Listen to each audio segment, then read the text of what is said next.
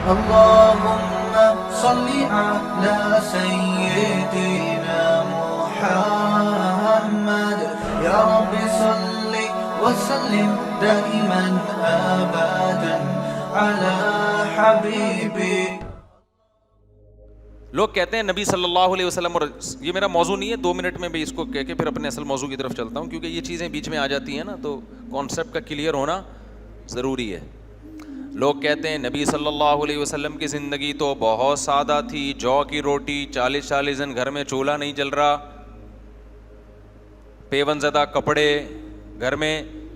اچھا, پھر لوگ مولویوں پہ اعتراض کرتے ہیں, یہ مولوی جب نبی کی سیرت بیان کرتے ہیں تو سادگی سادگی سادگی, اور خود ان کا اپنا لائف اسٹائل دیکھو, بزنس کلاس میں سفر کر رہے ہیں. ابھی میں جب گیا سعودی عرب, سعودی ایئر لائن میں اکیلا مولوی بزنس کلاس میں بیٹھا ہوا تھا, سارے کہاں بیٹھے ہوئے تھے, اکانومی میں. مجھے خدا کی قسم شرم آ رہی تھی, میں سوچ رہا تھا ٹکٹ کینسل کروں, میں بھی پیچھے جا کے بیٹھ جاؤں, کوئی پتھراؤ نہ شروع ہو جائے گا. بس مولوی کو دیکھو, ہماری زندگی بزنس کرتے کرتے گزر گئی, ہم اکانومی میں جا رہے ہیں. اس مولوی کا 2 ٹکے کا بزنس ہمیں کہیں نظر نہیں آ رہا, اور جا کس میں رہا ہے, بزنس کلاس میں جا رہا ہے. اب وہ مجھے ٹکٹ ہی جس نے بلایا اس نے بزنس کلاس کا ہی دیا تھا, میرا تو قصور نہیں ہے نا بھائی اس میں. جنہوں نے مجھے انوائٹ کیا تھا, کسی کام سے انوائٹ کیا تھا, تو وہ مجھے منع کرنے کے باوجود اس نے ٹکٹ کون سا بھیجا, جانے کا بھی آنے کا بھی. تو اب میں ان کا بھائی مجھے اکانومی میں بھیج دو, مجھے کوئی بزنس کا شوق نہیں, لیکن انہوں نے کہا نہیں بزنس میں بھیجوں گا, ایسی کی تیسی. اب ہم گئے تمیز سے, لٹکایا ہم نے بیگ, سارے بڑے بڑے لوگ اکانومی میں غریبوں کی طرح بیٹھے ہوئے ہیں, بزنس میں نکل کے جا رہے ہیں. تو پھر لوگ یہ جب منظر دیکھتے ہیں کہتے ہیں ادھر سادگی دیکھو ان لوگوں کی, اور اگر اپنے پیسوں سے بھی جاؤں بزنس کلاس میں تو کسی کو تکلیف کیا ہے, ٹھیک ہے نا, اپنے پیسوں سے بھی جا سکتا ہے آدمی. سادگی پہ اگر آنا ہے تو پھر گدھے پہ جاؤ سعودی عرب, جہاز میں جاؤ ہی نہیں. کیونکہ صحابہ کرام جب سعودی عرب جاتے تھے نا, مصر اور شام سے, تو گدھے اور گھوڑے پہ بیٹھ کے, اونٹوں پہ بیٹھ کے جاتے تھے. اکانومی کلاس پرانے زمانے کے انسان کو جہاز کی اکانومی بھی دکھا دو, اس کو بھی وہ لگژری ہی سمجھے گا, بولے گا بے تو ویسے بیٹھا ہوا ہے اور حسینائیں تیری خدمت میں لگی ہوئی ہیں. بٹن دباتا ہے فوراً کوئی حسینہ آ کے تجھ سے پوچھتی ہے کہ آپ کو کیا چاہیے,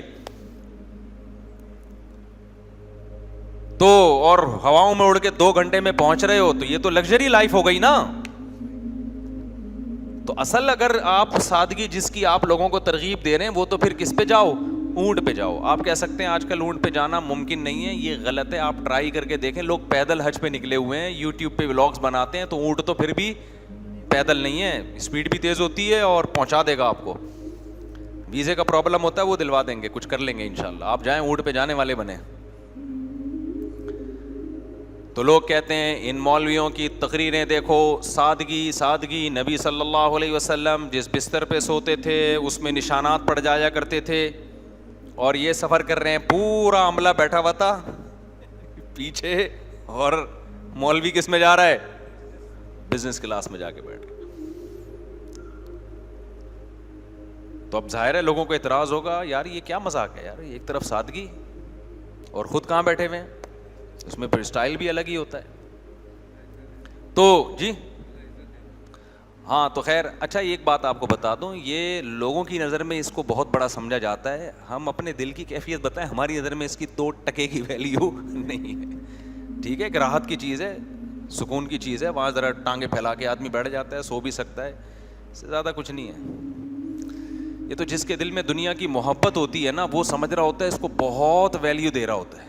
اکانومی والوں کو تو شاید لگ رہا ہو کہ یار یہ دیکھو, لیکن ہمیں اکانومی والوں پہ ترس نہیں آتا, اس لیے کہ یہ یہاں بیٹھ گیا, یہاں بیٹھ گیا, گدھے پہ آ گیا, گھوڑے پہ آ گیا. کیا یہ کوئی جیسے بچے کھلونے پہ نہیں فخر کر رہے ہوتے, بڑے مذاق اڑا رہے ہوتے ہیں نا ان کا. کسی بچے کو آپ اچھا سا کھلونا لا کے دے دیں, وہ دوسرے کو دکھا دکھا کے سڑاتا ہے, میرے پاس یہ والی گاڑی ہے, ریموٹ کنٹرول سے چلتی ہے, اور تو اپنی گاڑی کو خود ہی اپنے ہاتھ سے چلاتا ہے.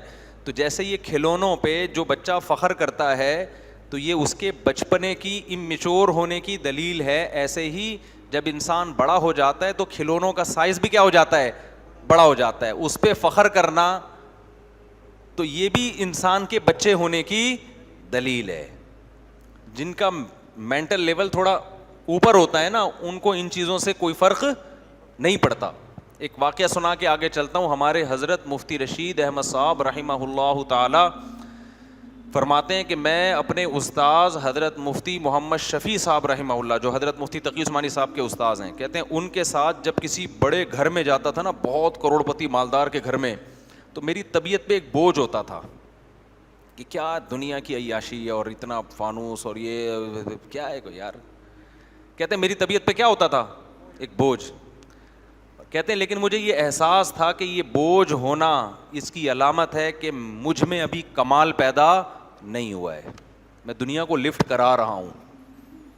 تبھی ان چیزوں سے طبیعت پریشان ہوتی ہے. جب دنیا کی محبت بالکل نکل جائے گی تو یہ بوجھ کیا ہو جائے گا, ختم. اس لیے کہ پھر اس کی ویلیو نہیں رہے گی. تو کسی کے پاس جھونپڑی ہے, کسی کے پاس بنگلہ ہے, کوئی زیادہ اس میں فرق بولو, بنگلے اور جھونپڑی کی ویلیو کیا ہو جائے گی, برابر ہو جائے گی. آپ کہہ سکتے ہیں جو بنگلے اور جھونپڑی کی ویلیو برابر ہے, تو کوئی اگر بنگلے میں رہتا ہے تو بیچ کے جھونپڑی خرید لے. وہ تو سہولت تو بہرحال بنگلے میں ہے نا, زیادہ سہولت کس میں ہے, بنگلے میں زیادہ ہے. بات یہ ہے کہ یہ چیز کیا قابل فخر ہے, اتنی ویلیو ہے جتنی آپ اس کو دے رہے ہیں. ویلیو تو ہے تبھی تو لوگ اس کے پیچھے مرتے ہیں. اتنی ویلیو نہیں ہے جتنی دی جا رہی ہے کہ اس پہ رالیں ٹپکانا شروع کر دیں, اس پہ آپ ڈپریشن میں جانا شروع کر دیں. بحریہ ٹاؤن میں پلاٹ مل جائے بہت اچھا ہے, نہیں ملے تو ٹینشن لینے کا نہیں ہے, اتنا اچھا نہیں ہے کہ جتنی ٹینشن لی جا رہی ہے. یہ سمجھانا مقصد ہے. تو خیر ہم آگے چلتے ہیں. تو نبی صلی اللہ علیہ وسلم کی جو حیات تھی نا, جو سادگی آپ کی زندگی میں, جو آپ کی زندگی میں غربت تھی, اس کو بار بار ایکسپلین کرتا ہوں میں, خوب سمجھ لیں. وہ غربت کسی مصلحت کی وجہ سے نبی نے اختیار کی ہوئی تھی, وہ مقصود شریعت نہیں ہے. شریعت چاہتی یہ نہیں ہے کہ سارے اس اسٹائل کی زندگی گزاریں. اس میں بہت ساری حکمتیں تھیں. ایک بڑی حکمت یہ تھی کہ نبی آخری نبی ہیں, تو اللہ تعالیٰ آپ صلی اللہ علیہ وسلم پہ تمام قسم کے وہ الزامات یا وہ شبہات جو آپ کی نبوت میں ذرہ برابر بھی شک پیدا کرنے کا ذریعہ بن سکتے ہیں, وہ تمام الزامات اللہ اپنے پیغمبر سے دور کرنا چاہتے تھے. کیونکہ جو شخص بھی جھوٹ بولتا ہے اس کے پیچھے دو مفاد ہوتے ہیں, یا تو جسمانی خواہش ہوتی ہے یا دولت کی لالچ ہوتی ہے. تو ہمارے نبی کے پاس دولت آئی, صبح کو ساری صدقہ کر دی, شام کو کھانے کی روٹی نہیں ہے. کوئی غیر مسلم یہ آج بھی اعتراض نہیں کر سکتا کہ معاذ اللہ نقل کفر, پیغمبر نے معاذ اللہ جھوٹی نبوت کا دعویٰ کیا اور مقصد اس کا کیا تھا, پیسہ, اور معاذ اللہ عیاشی. تو وہ تو تھی نہیں آپ کے. یہ تو غیر مسلم بھی لکھتے ہیں کہ آپ صلی اللہ علیہ وسلم نے غربت میں وقت گزارا ہے. تمام مورخین کا اتفاق ہے اس پر. تو یہ الزام نف, کیونکہ آپ آخری نبی ہیں نا, آپ کوئی اور آپشن تھوڑی ہے کسی کے پاس. دوسرا ہوتا ہے انسان خواہشات کا غلام ہوتا ہے, خواہشات کے پیچھے بھاگتا ہے. جیسے آپ دیکھا ہوگا یہ بڑے بڑے لوگ جو ہیں جو شہوت پرست ہوتے ہیں, ان کے اسکینڈل بنتے رہتے ہیں لڑکیوں کے ساتھ, اس کے ساتھ بھاگ گئے, اس کے ساتھ جو مختلف ہوتا ہے نا, کہ بعض دفعہ پیسے کی لالچ نہیں ہوتی, شہوت کا بھوت دماغ پہ سوار ہوتا ہے. روحانی عاملوں کے ایسے بہت سارے کیس ہوتے ہیں. تو اللہ نے ہمارے نبی پر یہ الزام بھی کیا کر دیا, ختم. اس لیے کہ آپ نے پہلی شادی کی 25 سال کی عمر میں, جب انسان کی زبردست خواہشات اور امنگیں ہوتی ہیں, تو 25 سال میں آپ نے شادی کی 40 سالہ بیوہ سے, اور وہ بیوہ جو 2 دفعہ بیوہ ہو چکی تھیں.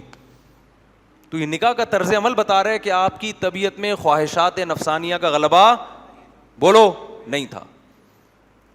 پھر 50 سال کی عمر میں جا کے آپ نے کثرت سے نکاح کیے ہیں, 50 سال کی عمر میں, جبکہ اس عمر میں انسان کے جذبات ویسے نہیں رہتے جیسے ابتدائی عمر میں ہوتے ہیں, اور ان میں بھی صرف ایک کنواری, باقی ساری بیوہ اور طلاق یافتہ. حالانکہ عرب میں زیادہ بیویاں رکھنا عیب نہیں تھا بلکہ کمال تھا. اس کلچر میں آپ ویسے بھی 10 رکھ لیتے, کنواری رکھ لیتے, اور آپ کو آفریں بھی تھیں. تو جو نبی صلی اللہ علیہ وسلم کا نکاح کا بھی طرز عمل ہے نا, کوئی تھوڑی سی عقل رکھے گا تو وہ فیصلہ کرے گا کہ یہ خواہشات نفسانیہ کا اس میں کوئی دخل ہے ہی نہیں. اب سوال پیدا ہوتا ہے کہ اللہ اگر نبی کو یہ حکم دیتا کہ آپ نکاح کریں ہی نہیں, تو اور بات کلیئر ہو جاتی ہے نا, دودھ کے دودھ پانی کا پانی, کہ بھائی آپ تو خواہشات کا آپ میں غلبہ ہے ہی نہیں, بالکل ایک بھی نہیں کیا آپ نے.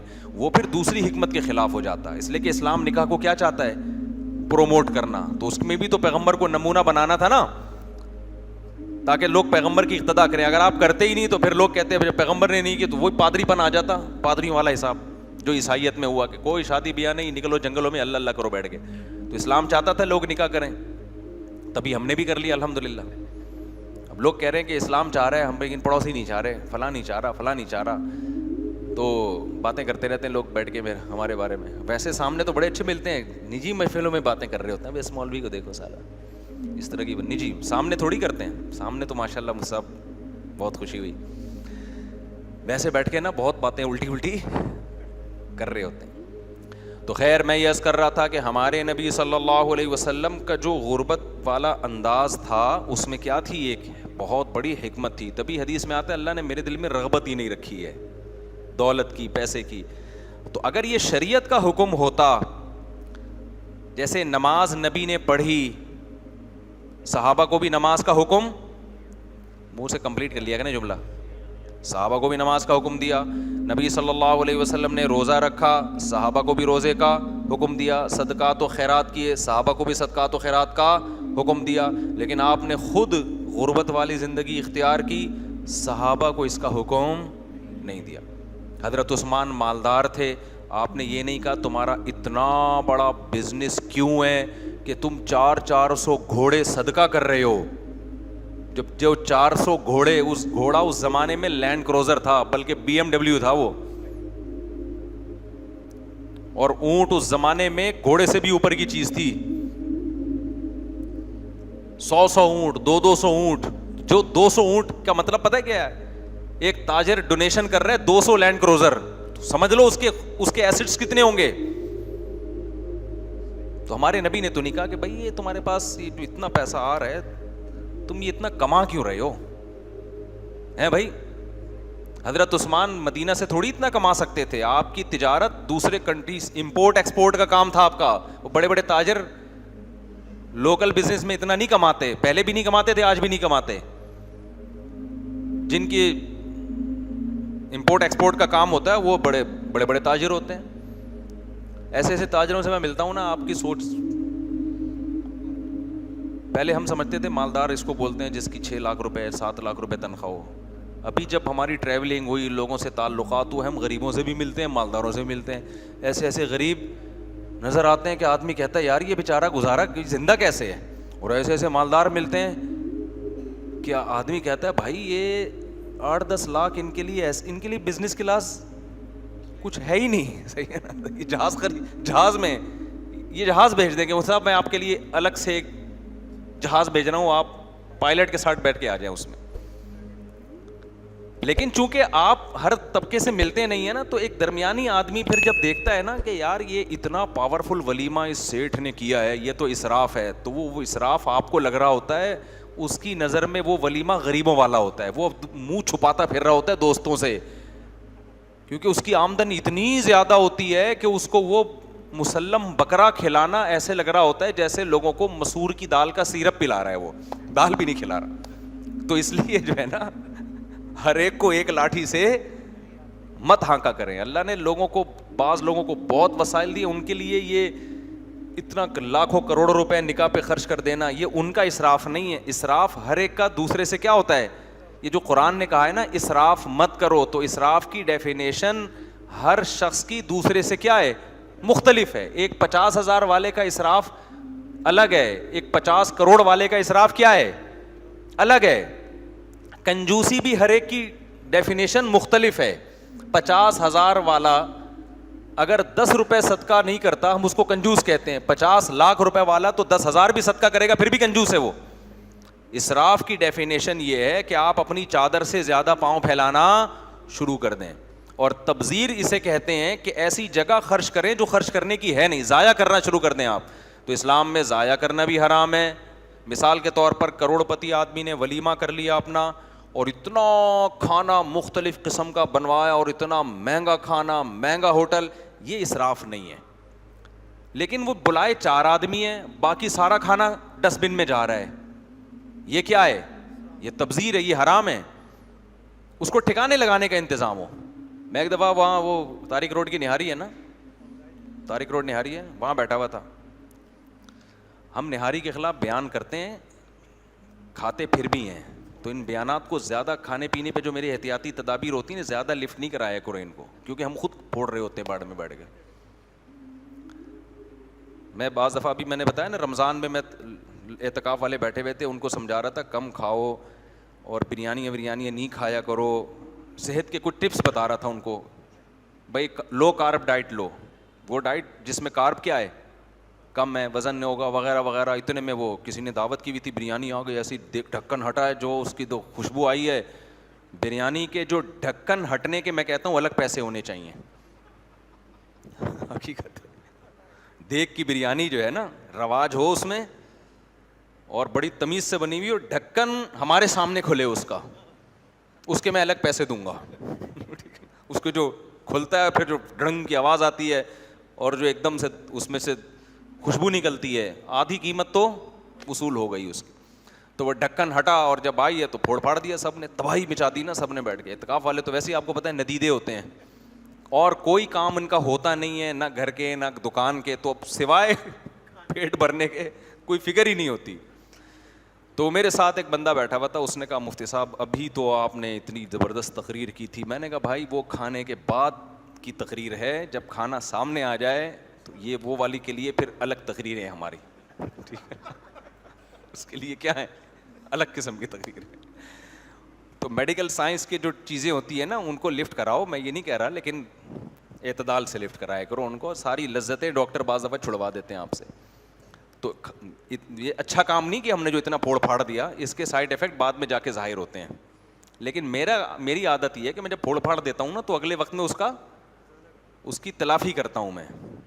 لوگ تلافی نہیں کر رہے ہوتے, پھوڑ پھاڑ دیا, پھر صبح پھر ناشتہ پھوڑ دیا, پھر دوپہر پھوڑ پھاڑ دیا, تباہی پر, اور ایک دن دھماکے کے ساتھ دنیا سے چلے جاتے ہیں. تو میں نے اپنا واقعہ بتایا تھا نا, جب ہم نے دبا کے نہاری کھائی رات کو. میں نے گلشن اقبال میں رہتا تھا, میں نے نہاری, نلی نہاری, مغز, اس میں مکھن کا تڑکا لگا کے, بیان تھا ہمارا, بیان بہت لمبا ہوا. اس کے بعد اتنا پھوڑا طبیعت سے, بہت مزہ آ رہا تھا نیمبو نچوڑ کے کھانے کا, اپنا مزہ ہے. تو کیا ہوا کہ پھر رات کو جب میں سویا ہوں تو یہاں صبح اٹھا ہوں تو یہاں رکھی ہوئی تھی وہ نہاری ساری نا, وہ اس نے نیچے جانے سے ہی انکار کر دیا. تو اب ہم نے کیا کیا, ہم نے کہا اب ہم ناشتہ نہیں کریں گے, اب ہم جاگنگ کریں گے. تو میں نے اتنی جاگنگ کی, وہ ٹریک بنا ہوا ہے نا بلسوانی روڈ پہ, اس وقت میں زیادہ مشہور نہیں تھا تو کھلے عام جاگنگ کر سکتا تھا. جاگنگ کر کے اس کے باپ کو بھی بٹھایا ہم نے کہا تہ بیٹھے گی یہ نیچے جائے گی. تو اگر کبھی ایسے اوور ایٹنگ میں کرتا نہیں ہوں اتنی, لیکن اس دن ہو گئی تھی, تو پھر اس طرح کرو. اچھا خیر, تو وہ جلدی سے یہ سارے واقعات میں کسی وجہ سے سنا رہا ہوتا ہوں, واقعہ برائے ورنہ میرے پاس واقعات بہت ہیں اپنی زندگی کے, تو وہ آپ کے فائدے کے نہیں ہیں. دلچسپی تو ہوگی, فائدہ نہیں ہوگا, تو میں وہی سنا رہا ہوتا ہوں جس کا کیا ہو, فائدہ ہو. تو ہم بیٹھے ہوئے تھے, تو وہ گرم روٹی لے کر آ رہا ہے. اب میں گرم روٹی کھا رہا ہوں تو اتنے میں وہ آدھی بچتی ہے, ٹھنڈی ہو گئی, وہ ہٹا کے دوسری گرم لا کے اکرام کر رہا تھا.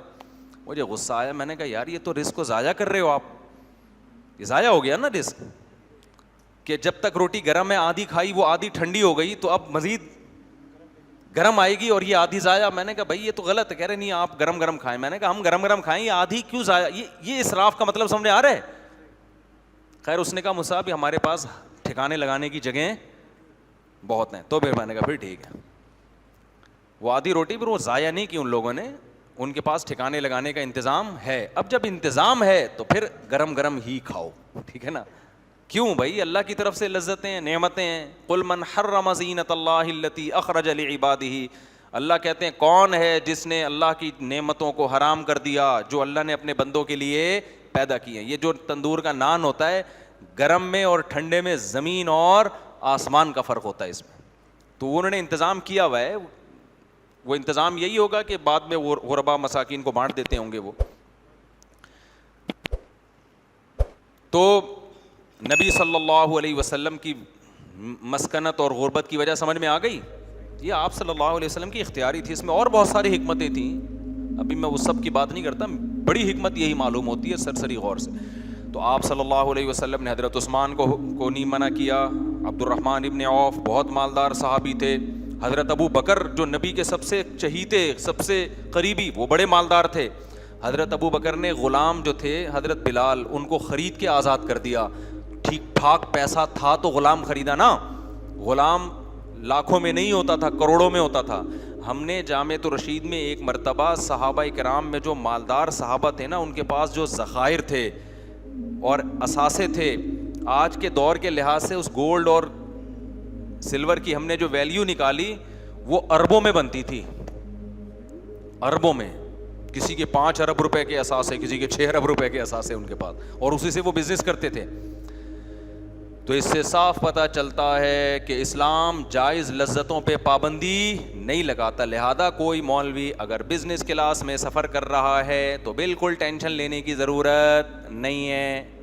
حسد کی آگ میں جلو گے، اس سے کولیسٹرول کم نہیں ہوتا، اس سے کولیسٹرول بڑھتا ہے. تو جانے دو، دعا کرو اللہ کرے اور اللہ ترقی دے دے. تو اس میں کوئی ٹینشن والی بات نہیں. تو لوگ ٹینشن لے نہیں رہے ہوتے، لیکن کچھ جو مخالفین ہوتے ہیں نا مولاناؤں کے، وہ ٹینشن لے رہے ہوتے ہیں کہ دیکھو یہ بزنس کلاس میں سفر کرتے ہیں، دیکھو یہ پیرس میں گھوم رہے ہیں، دیکھو یہ 4 شادیاں کر رہے ہیں وغیرہ وغیرہ. تو جب اللہ آپ کو پیسہ دے تو پھر آپ بزنس کلاس میں سفر نہ کیجیے گا، بلکہ آپ جہاز کی دم پہ لٹک کے سفر کرنا. آپ ٹھیک ہے نا، پہنچتا دم بھی وہیں پہنچتی ہے جہاں اندر بیٹھے ہوئے لوگ پہنچتے ہیں. تو یہ دماغ سے یہ نکالو اپنے. ہمیں شریعت اسی کو سمجھنا ہے جس کو اسلام نے کیا کہا ہو، شریعت کہا ہو. اسلام نے جو حکم دیا ہے بس اس سے آگے بڑھنے کی کوشش مت کرو، اللہ سے آگے نہ نکلو. یہ جو قرآن میں آتا ہے یا ایھا الذین آمنوا لا تقدموا بین یدی اللہ ورسولہ، سورہ حجرات، اے ایمان والو اللہ اور اس کے رسول سے آگے بڑھنے کی کوشش مت کرو. کیا مطلب؟ جتنی پابندیاں اللہ رسول نے لگائی ہیں اس لمٹ کو کراس کرنے کی کوشش مت کرو کہ نہیں جی اللہ اس کے رسول نے معاذ اللہ غلطی کر دی، اب مجھ سے پوچھیں آپ. ہمارے حضرت ایک جگہ گئے، وہ پیر صاحب تھے، تو کسی نے دعوت کی تھی، تو پیر صاحب کے سامنے نا مختلف قسم کی ڈشیں رکھ دی، مرغی بھی ہے، بیف بھی ہے، بریانی بھی ہے. پیر صاحب نے کہا توبہ توبہ، استغفر اللہ استغفر اللہ، نبی کی زندگی اتنی سادہ، یہاں مرغے کھائے جا رہے ہیں. تو حضرت تو مفتی تھے، حضرت نے فرمایا یہ آپ کے لیے نہیں، یہ میرے لیے. حضرت تو ہمارے لحاظ مروت بہت کم کرتے تھے، تبھی لوگ ان سے دور بھی رہتے تھے، اور بہت خطرناک حضرت تھے وہ، تبھی ان کا حلقہ بھی بہت تھوڑا سا تھا. ہم جیسے لوگ ٹک گئے، ورنہ بہت سے لوگ آتے تھے بیان سن کے بھاگ جاتے تھے. ہم نے ایک دفعہ حضرت کو پرچہ لکھ کے دیا، حضرت آپ کا بیان اتنا سخت ہوتا ہے کہ لوگ بھاگ جاتے ہیں، تو آپ تھوڑا ہلکا ہاتھ رکھیں. حضرت نے فرمایا بھاگ کے کوئی مرتد تو نہیں ہو جاتا نا، کسی اور مولوی کے پاس چلا جائے گا. تو ہم نے کہا حضرت نبی صلی اللہ علیہ وسلم تو بڑے نرم طبیعت کے تھے، وہاں تو لوگ آتے تھے، سب کے لیے دروازہ کھلا تھا، آپ کا بیان ہر آدمی ہضم نہیں کر سکتا. تو حضرت نے جواب دیا کہ نبی آخری نبی تھے، آپ کی محفل سے اگر کوئی چلا جاتا تو اس کے پاس کوئی دوسرا آپشن نہیں تھا، اس لیے آپ کو تو اللہ نے جامع شخصیت بنایا تھا. کہا ہم آخری بھی نہیں ہیں اور اکیلے بھی نہیں ہیں، دنیا علماء سے بھری ہوئی ہے. یہ جو مولوی سمجھتا ہے نا بس میں ہی ہوں باقی سارے غلط ہیں، تو اس کا مطلب وہ خود غلط ہے. فرمایا ہم ایک مولانا ہے جو ہمارے مزاج سے آئے گا تو ٹھیک ہے، نہیں آئے تو بہت سارے لوگ ہیں وہاں چلا جائے. ان دنوں میں مجھے یاد ہے کوئی بہت بڑے سیٹھ صاحب آ گئے، حضرت مفتی تقی عثمانی صاحب کا بیان سنتے تھے، وہ داڑھی نہیں تھی ان کی. ہمارے حضرت کا بیان سننے حضرت نے جو اسٹائل تھا نا حضرت کا، اس اسٹائل میں بیان کیا. ان کو اپنی بےزتی محسوس ہو گئی نا ٹھیک ٹھاک طریقے سے کہ یار یہ کیا ہو گیا. مجھے ملے وہ کہنا یار میں حضرت مفتی تقی صاحب کا بیان سنتا ہوں، اتنا پیارا پھول جھڑتے ہیں ان کے بیان سے، اتنے اچھے اخلاق، اور یہ بھی حضرت کے مفتی تقی صاحب کے استاذ ہی ہیں، استاد سمجھ کے آیا تھا، انہوں نے تو میری اچھی خاصی طبیعت کیا کرتی ہے دھو دی ہے. پھر کہنے لگا یار ہم جیسوں کے لیے وہی ٹھیک ہیں، ہم جیسوں کے لیے. میں نے کہا چلو شکر ہے، ایسا تو نہیں ہوا نا کہ سب سے ہی بدک گیا. تو اس نے دونوں مولانا سنے ہوئے تھے، دونوں بزرگوں کو سنا ہوا تھا، تو بھائی جو آپ کو زیادہ اچھا لگ رہا ہے آپ کیا کریں. تو حضرت کا نظریہ اور صحیح ہو گیا. حضرت فرمایا کوئی ہم کو یہ اکیلے تو نہیں ہے نا، یہاں سے نہیں تو جہاں سے اچھا لگ رہا ہے وہاں جا کے سن لو بھائی. لیکن ہمارے حضرت کا ایک مزاج تھا، کیا تھا وہ؟ To the point, straightforward, اور کوئی لچک اس میں نہیں، مروت زیادہ نہیں تھی حضرت میں. تو وہاں ایسا ہی ہوا کہ اچھا استغنا اتنا زیادہ تھا نا کہ کوئی چندہ بندے کے معاملات بھی نہیں تھے، بہت زیادہ اس میں طبیعت میں استغنا تھا. بلکہ کوئی چندہ دینے آتا تھا نا تو وہ پہلے لائن میں لگتا تھا، اور اس کے ساتھ جو سلوک ہوتا تھا نا وہ دوبارہ آ جائے تو سمجھ لو کہ بہت ہی مخلص ہے وہ. تو خیر اب ہوا یہ کہ کیا واقعہ بتا رہا تھا یار میں، نہیں ایک دماغ میں بڑا ٹیکنیکل قسم کا واقعہ آیا تھا.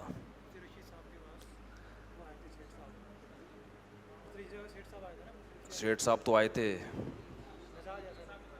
ہیں, ہاں وہ پیر صاحب والا واقعہ بتا رہا تھا, پیر صاحب والا واقعہ. تو وہ مرغے شرغے اور بریانیاں شریانیاں, پیر صاحب نے کہا تو خام خواہ کی شوبازیاں یار. بھائی اگر تم نبی والی سادگی چاہتے ہو تو پھر پہلے ہی مرید کو بولو میرے لیے جو کی روٹی پکانا, پانی کے ساتھ کھلا دینا مجھے. اگر پوری سادگی کو فالو کرنا ہے تو چند کھجوریں رکھوا لو نا پھر. تو یہ ہوتا ہے خام خامے نا بھرم بازیاں کہ دیکھو ایکچولی, تاکہ وہ مرید سمجھتے ہیں کہ حضرت اتنے پہنچے ہوئے ہیں, اتنی دنیا سے ان کی بے رغبتی اور اللہ میں ایسے گم ہے کہ ان کو مرغے دیکھ کر گھن آنا شروع ہو گئی ہے کہ صحابہ کرام کو تو جو کی روٹی نہیں ملتی تھی اور ہم یہاں بیٹھ کے کیا کر رہے ہیں, مرغے کھا رہے ہیں. توبہ توبہ. اچھا کچھ پیر ایسے ہوتے ہیں, کچھ بالکل اس کے الٹ بھی ہوتے ہیں. ایک پیر صاحب کے پاس ایک مرید گیا, پیر صاحب مرید کے پاس گئے تو مرید نے ان سے کہا کہ حضور آپ کے لیے میں دال شریف پکاؤں یا کدو شریف, دال شریف پکاؤں یا کدو شریف. انہوں نے کہا کوئی بغیرت سا مرغا پکا کے لے آتا ہوں. شریف کی مجھے شرافت زیادہ, دال شریف اور کدو جو شریف ہو اس سے وہ بغیرت مرغا کیا ہے. اچھا تو بغیرت سا مرغا پکا. اس طرح کے بھی پیر ہوتے ہیں. تو وہ پیر کہنے لگے یہ میں نہیں, حضرت نے فوراً ٹوک دیا. حضرت نے فرمایا کہ یہ آپ کے لیے نہیں ہے, یہ میرے لیے. وہ پیر صاحب منہ دیکھ رہے ہیں یار یہ کیا ہو گیا. تو حضرت چاہتے تھے ان کو تو نا تھوڑا سا یہ بھرم بازیاں چھوڑ دو, شکر ادا کرو جو میزبان نے دعوت کی ہے, بھائی آپ کا بہت شکریہ. زیادہ زیادہ جو نصیحت بنتی ہے میزبان سے یہ بول دو بھائی ہم مہمان چاہ رہے ہیں, پکوا آپ نے اتنا لیا تو یہ ضائع نہیں ہونا چاہیے. یہ بعض میں غریبوں میں بانٹ دینا, کچھ ٹھکانے لگا دینا, اس کو ضائع بہت ہوتا ہے. یہ غلط ہے. اللہ کو ضائع کرنے والے لوگ پسند نہیں ہیں, شیطان کے بھائی ہیں. شادیوں میں دیکھو نا کتنا برباد ہوتا ہے, سب سارا ضائع ہو رہا ہوتا ہے. تو اللہ میاں کیا چاہتے ہیں. ہاں میں کباب میں ہڈی کی مثال سے میں نے شروع کیا تھا. تو اسلام نے اگر پابندیاں لگا دی ہوتی نا کہ کوئی لذت دنیا کی حاصل کرنی نہیں ہے تو اسلام میں ہڈیاں ہی ہڈیاں ہوتی, کباب نہیں ہوتا. اور اگر اسلام نے ساری لذتوں کو حلال کر دیا ہوتا, پابندیاں ہی نہ لگائی ہوتی جیسے انگریزوں نے, ان کے یہاں نائٹ کلب بھی ہے, ان کے یہاں شراب بھی ہے, ان کے یہاں گرل فرینڈ بھی ہے, ان کے یہاں بچوں کی ٹینشن بھی نہیں ہے, ساس سسر کی ٹینشن بھی. ہمارے یہاں جھگڑے ہوتے ہیں, بہو نے ساس سے تمیز سے بات نہیں کی, اس پہ بڑے بڑے مسائل کھڑے ہوتے ہیں, پھر تمیز سکھا رہے ہوتے ہیں ہم بیٹھ کے, دیکھو تمہیں یہ بولنا چاہیے تھا, ساس کو آگے سے یہ بولنا چاہیے تھا. 6 مہینے تمیز میں ہی لگ جاتے ہیں, آدمی خود بدتمیز بن جاتا ہے تھوڑے دنوں میں.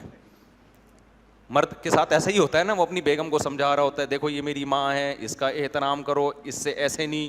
پھر بیگم کہتی ہے آپ کی اماں نے یہ الٹا لفظ کیوں بولا, آپ کہتے ہو دیکھو انہوں نے جب الٹا بولا تھا تو وہ خاندان کے بڑے ہیں, تم برداشت کر لیتی. کہتی ہیں کیوں ساری برداشت میں نہیں کرنی ہے. مرد شروع میں بے وقوف آدمی, وہ بیٹھ کے کیا کر رہا ہوتا ہے, سمجھا رہا ہوتا ہے. پھر جب زیادہ ہوتا ہے پھر وہ اماں کو سمجھاتا ہے, اماں کہتی ہے جورو کا غلام بن گیا, عورت کا غلام, میں نے پیدا کیا, میں نے پالا, اور باتیں کس کی سن رہا ہے, بیوی کی. مرد کو غیرت آتی ہے یار اماں بات تو بالکل کیا کر رہی ہے, صحیح کر رہی ہے, پیدا بھی اس نے کیا, اب یہ تو نہیں آئی ہے زندگی میں. پھر جا کے اس کو سمجھاتا ہے. تو تھوڑے دنوں میں اس کو خود کاؤنسلنگ کی ضرورت پڑتی ہے, ٹھیک ہے. اب اس کو کون سمجھائے گا, اس کو پھر سمجھانا پڑتا ہے کہ تو بے وقوف نہیں ہے. وہ سمجھتا ہے میں پاگل ہوں, اس کو بتایا تو پاگل نہیں ہے, تو ہو گیا ہے پاگل, تو پیدائشی پاگل نہیں ہے, تو فلاں کے پاس جا اپنا علاج کر. تو یہ چل رہا ہوتا ہے نا. گورے کے یہاں یہ ٹینشن ہے. اب کباب میں ہڈی آ گئی نا, شادی تو کباب تھی نا, اس وقت تو بڑا مزہ تھا یار, شادی ہوئی ہے, سب کو بتا رہا ہے میری بھائی شادی ہوئی ہے. اس کے بعد جب کباب کھانا شروع کیا اس میں سے ہڈیاں نکلنا, کیا خیال ہے, ہڈیاں نکلنا شروع. کبھی داڑھ میں درد ہو رہا ہے, کبھی دانت میں ہڈی نیچے آ رہی ہے, اب ٹینشن میں آنا شروع. پھر آگے بچے پیدا ہو رہے ہیں, بڑی خوشی ہو گئی بھائی ماشاء اللہ, بکرے کٹ رہے ہیں, عقیقے ہو رہے ہیں. اس کے بعد بچہ جب تک چھوٹا ہو, میں تو تبھی کہتا ہوں مجھے تو چھوٹے بچے پسند. لوگ کہتے ہیں نا بچے گھر میں نہیں ہونے, میں کہتا ہوں بچے ہی ہونے چاہیے, بڑے ہونے ہی نہیں چاہیے. بھائی ہمارا اپنا کانسیپٹ ہے. لوگ کہتے ہیں بچے ہوں گے مہنگائی بڑھے گی, کیا خیال ہے, لوگوں کا کانسیپٹ ہے. ہم کہتے ہیں یار بچے سے بہتر انویسٹمنٹ کوئی بھی نہیں ہے. تو اتنا سکون دیتا ہے بچہ, لیکن وہی بچہ جب بڑا ہوتا ہے پھر دونوں آپشن ہے, ہو سکتا ہے کباب میں ہڈی بھی بن جائے اور ہو سکتا ہے کباب بھی بن جائے. اب اس کے پاس کتنے آپشن ہیں. بعض بچے ہڈی بن کے آ رہے ہوتے ہیں, آدمی کہتا ہے یار اتنا کھلایا, اتنا پلایا, اتنا پڑھایا, اتنا کمبخت کی تربیت کی, پھر بھی انسان کا بچہ نہیں بنا. نوح علیہ السلام کتنی ٹینشن میں ہوتے ہوں گے یار, آپ سوچو, پیغمبر تھے اللہ کے. نوح علیہ السلام کے معجزے پوری قوم نے دیکھے, بچوں سے زیادہ باپ کو کون جانتا ہے. حام, سام, یافس اور کنعان 4 بیٹے تھے نا نوح علیہ السلام کے جو مشہور ہیں. 3 مسلمان تھے, ایک کیا تھا, کافر. کتنی تربیت کی اس کی, وہی انسان نہیں بن کے دے رہا. کیا دل پہ آرے چلتے ہوں گے, اور ایسا بگڑا ہے. آج مسلمان کا بچہ یہی بگڑتا ہے نا, تھوڑا سا سٹا لگا لیا جا کے, ایسا تو نہیں کہ مرتد ہو جائے, کافر ہو جائے, وہ اللہ کو برا بلا کہنا شروع کر دے. ادھر سے سٹا لگا لیا, ادھر گٹر کے ڈھکن پہ بیٹھا ہوا ہے, اس نوکر میں گھسا ہوا ہے, اس طرح کی حرکتیں کر رہا ہے نا, تو ماں باپ ڈپریشن میں جا رہے ہوتے ہیں. نوح علیہ السلام کا بچہ کافر, اپنی آنکھوں سے عذاب دیکھ رہا ہے, جو میرے باپ نے وعدے کیے تھے عذاب کے, بارش برس رہی ہے, عذاب آ رہا ہے. نوح علیہ السلام کہہ رہے ہیں اب تو کشتی میں آ جا, دیکھ رہا ہے اتنا ڈھیٹ, کہہ رہا ہے ساوی الی جبل یعصمنی من الماء, میں پہاڑ پہ چڑھوں گا بچ جاؤں گا. نوح علیہ السلام کہہ رہے تو اپنی آنکھوں سے دیکھ رہا ہے کہ ہم نے کشتی بنائی اور پانی بھی آ گیا, ساری چیزیں نظر آ رہی ہیں, اس کے بعد بھی تجھے سمجھ میں نہیں آ رہا. اس نے کہا کچھ بھی نہیں سمجھ میں آ رہا میرے, پہاڑ بچائے گا مجھے. نوح علیہ السلام نے کہا نہیں بچائے گا تجھے پہاڑ, آج وہی بچے گا جس کو خدا بچائے گا. اور قرآن کہہ رہے یہ کانورزیشن چل رہی ہے اور ایک بڑی لہر آئی اور نوح علیہ السلام کا بیٹا اس میں غرق ہو گیا. تو کتنی اذیت ہوئی ہوگی.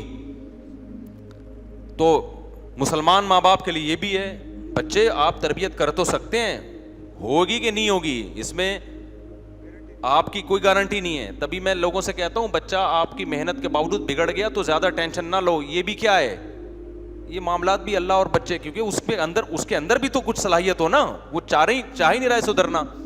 قرآن کہتا ہے انلزمکموہا وانتم لہا کارہون, جو ہدایت نہیں چاہتا ہم ہدایت اس کو تھوپتے نہیں ہیں, یہ اللہ کی عادت نہیں ہے. آپ کے بچوں میں جو بچہ انسان کا بچہ بننا چاہے گا اس کو اللہ بنائیں گے, جو نہیں چاہے گا تو باپ کے نیک ہونے سے وہ بچہ نیک نہیں ہوگا, پیغمبر ہونے سے بچہ نیک نہیں ہوا تو عالم مفتی بزرگ ہونے سے کہاں سے نیک ہوگا. اس سے یہ بھی پتا چلا کہ بچوں کو دیکھ کے ماں باپ سے بدگمان نہ ہوا کرو. لوگ میرے پاس شکایتیں لا رہے ہوتے ہیں, فلاں بزرگ اتنے بیانات ان کے اتنے نیک, گھر کا ماحول تو ٹھیک کر نہیں سکے. تو میں کہتا ہوں بھائی گھر میں وہ ہو سکتا ہے تبلیغ کرتے ہو, نہیں چلتی ہو گھر میں, ہو سکتا ہے نہیں چلتی ہو. تو کہتے ہیں پھر چھوڑ کیوں نہیں دیتے بیوی کو. بھائی چھوڑنے کے سائڈ افیکٹ کیا ہوتے ہیں, بعض دفعہ اور زیادہ ہوتے ہیں. ان کو پتہ ہے چھوڑ دیا تو اور مصیبت کھڑی ہو جائے گی. تو دنیا کا پورا اصول یہی چل رہا ہوتا ہے, بڑی مصیبت سے بچنے کے لیے چھوٹی مصیبت کو برداشت کیا جاتا ہے. تو اس لیے کبھی کسی اہل اللہ, کسی نیک آدمی کے بچوں کو دیکھ کے, بیوی کو دیکھ کے کہ بیوی پردہ نہیں کرتی, ماڈرن ہے, یا جھوٹ بولتی ہے, یا چوریاں کرتی ہے, یا بچے بگڑے ہوئے ہیں, تو اس سے دیکھ کے گھر کے سربراہ سے بدگمان مت ہوا کرو. سمجھتے ہو عین ممکن ہے وہ انسان کا بچہ بنانے کی کوشش کر رہا ہو, نہیں بن رہے ہو, یہ تو اللہ کا نظام ہے بنایا ہوا. تو میں یہ عرض کر رہا تھا کہ چونکہ انگریز اسلام کو نہیں مانتا, لہذا اس کی زندگی میں کباب ہی کباب ہے, ہڈیاں نہیں ہیں. تو گرل فرینڈ کا سسٹم ہے, ساس بہو کی ٹینشن کیا ہو گئی. انگریزوں کے کبھی پھڈے ہوتے ہیں کہ میری وائف میری والدہ سے, مدر سے اس طرح سے بات کر رہی, وہ کہتے ہیں کیا یہ ہوتا کیا ہے, یہ کیا مطلب اس کا. سسر تو سیٹ اپ ہی ختم ہو گیا نا. فادر جب ہے ہی نہیں تو ان لا کہاں سے آیا. فادر ان لا تو ایک الگ اسٹیپ ہے نا, جو بغیر لا والا فادر ہے, جو حقیقی فادر ہے, جو صرف قانونی باپ نہیں ہے, جو سچی مچی کا باپ ہے, وہی کسی کے یہاں ہے کسی کے یہاں نہیں ہے. تو ان لا والا تو بہت, دیکھو جانوروں کے سچی مچی کے باپ بھی نہیں ہوتے, جو لیگل باپ جس کو کہتے ہیں. گدھے کا ہوتا ہے, بار بار میں مثال دیتا ہوں, گدھے کا باپ کسی کو نہیں پتا ہوتا. تو فادر ان لا کہاں سے آ گیا گدھے کا. فادر ان لا ہوگا کہ یہ گدھی ہے تو یہ گدھی کا چونکہ باپ ہے تو یہ اس گدھے کا کیا بن گیا. تو گدھا بولے گا کہ میں گدھا ہوں, میرا سچی مچی کے باپ کا کسی کو پتا نہیں ہے, تبھی تو میں گدھا کہلاتا ہوں. تو فادر ان لا کا کس کو پتا ہوگا. تو ہمارے ہاں تو سچی مچی کے باپ سے زیادہ ٹینشن کس کی ہوتی ہے عورت کے لیے, فادر ان لا کی ٹینشن بھی ہوتی ہے کہ اس کے حقوق ادا کر رہی ہے کہ نہیں کر رہی, اس کو اپنے باپ جیسا سمجھ رہی ہے کہ نہیں. کبھی وہ ظلم کر رہے ہوتے ہیں, کبھی یہ. تو یہ ساری کباب میں کیا ہیں؟ ہڈیاں ہیں، جو انگریزوں کے ہاں نہیں ہوتی. کباب ہی کباب ہوتے ہیں, ہڈی ہوتی نہیں ہے. لیکن ایک بات آپ کو بتاؤں, انگریزوں کے ہاں کباب میں پھر ایک ہی ہڈی آتی ہے ٹائٹ والی. صحیح ہے نا, وہ ہڈی ہے کہ ہڈی ہے نہیں, لیکن اس کباب ہی کو اللہ ہڈی بنا دیتے ہیں اس کے لیے. یعنی ٹینشن فری زندگی بھی ٹینشن سے بھرپور ہوتی ہے, تبھی لٹکتے بہت ہیں, خودکشیاں بہت کرتے ہیں جا کے. اور یہ بڑی ٹینشن ہے کہ ٹینشن کی کوئی وجہ نہ ہو پھر بھی انسان کس میں جائے؟ ڈپریشن میں. آپ کہہ سکتے ہو بھائی یہ کیسے ہو سکتا ہے یار ہم لوگوں سے صبح و شام ملتے ہیں, ملاقاتوں کے ٹائم دیتے ہیں, تو میرا خیال ہے تھوڑی بہت ہمیں بھی نالج ہو گئی ہوگی. کتنے لوگ آتے ہیں ٹینشن کی کوئی وجہ نہیں ہے, پھر بھی کس میں ہے؟ ٹینشن میں. پیسہ ہے, بلا وجہ کی ٹینشن کے چھن نہ جائے, ختم نہ ہو جائے. ابے بھائی تیرا بزنس چل رہا ہے, کیوں ختم ہوگا؟ کہہ رہے بھائی لاشعوری خوف اندر سے کیا کر رہا ہے؟ کاٹ رہا ہے کہ ختم نہ ہو جائے. صحت ہے, لاشعوری خوف ہے کہ یہ صحت ختم نہ ہو جائے. ایک بلا وجہ کی نا, بلا خامخواہ کی, اور بلا وجہ کی ٹینشن ہے. تو انگریز کے پاس جو ٹینشن ہوتی ہے وہ وجہ سے نہیں ہوتی, وہ کیا ہوتی ہے؟ وداؤٹ وجہ آ جائے تو پھر تو بالکل ہی پاگل ہو جاتا ہے وہ.